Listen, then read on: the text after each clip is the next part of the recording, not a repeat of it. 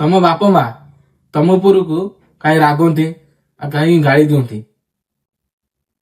ଯଦି ଜାଣିବା ପାଇଁ ଚେଷ୍ଟା କରୁଛ, ଏ ଭିଡିଓଟା ମୁଁ କିଛି ଜଣେଇବା ପାଇଁ ଚାହୁଁଛୁ ସବୁ ଭାଇମାନଙ୍କ ପାଇଁ। କାହିଁକି ନା ତମ ବାପା ମା ଗାଳନ୍ତି, ତମ ଉପରେ ଭରସା ଆଉ ବିଶ୍ୱାସ ରଖିଥାନ୍ତି ଆଉ ମୋ ପୁଅ କିଛି କରିକି ଦେଖେଇବ ବୋଲି। ତମ ଘରକୁ ଗୋଟେ ଫ୍ୟାମିଲି ଆସିଛି ବୁଲିତେ, ତମ ମାମୁଁ ଘର କି ମଉସା ଘର ଯିଏ କୌଣସି ଆସିଛନ୍ତି ତମ ବୁଲିତେ ତମ ଘରକୁ। ସେଠି ତମ ବାପା ମାଙ୍କୁ ପଚାରନ୍ତି ତୋ ପୁଅ କେତେ ପଇସା କମଉଛୁ, ଆଉ ଏଟା ପଚାରନ୍ତିନି କଣ କାମ କରୁଛୁ। ସେଟା କେହି ପଚାରିବେନି, କେତେ ପଇସା କାମ କରୁଛୁ ସେଇଟା ପଚାରିବେ। ତମ ବାପା ମୁଣ୍ଡ ସେଇଠି ନଇଁଯାଏ, କାହିଁକି ମୋ ପୁଅ ପଇସା କମେଇ ପାରେନି, ଘର ବସେ ଖାଏ ପିଏ ଦିଦା ଶୁଏ।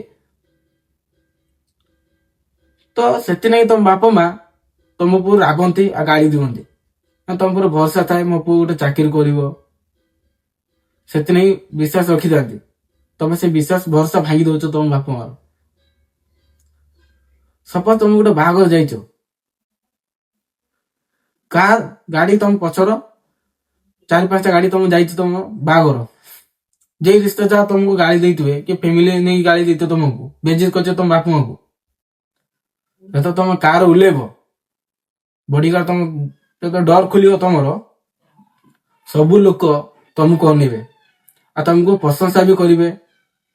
ସେତେବେଳେ ପ୍ରଶଂସା କେହି କରିନଥିବେ, ଯେତେବେଳେ ତମ ପାଖରେ କିଛି ନଥିବ। ଯେତେବେଳେ ତମ ପାଖରେ ପଇସା ଥିବ ନା, ସମସ୍ତେ ପ୍ରଶଂସା କରିବେ, ଛୁଆ କେମିତି ଅଛୁ, ବହୁତ ଭଲରେ ଅଛୁ ନା, ଏଇଭଳିଆ ବ୍ୟବହାର ଦେଇକି କଥା ହେବେ ତମମାନଙ୍କୁ।